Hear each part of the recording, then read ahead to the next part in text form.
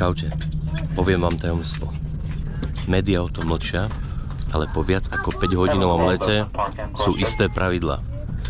Hneď ako zastanete, tak sa musíte postaviť do uličky, inak vás lietadlo odvezie späť do destinácie, odkiaľ ste prileteli. Poďme sa na to pozrieť.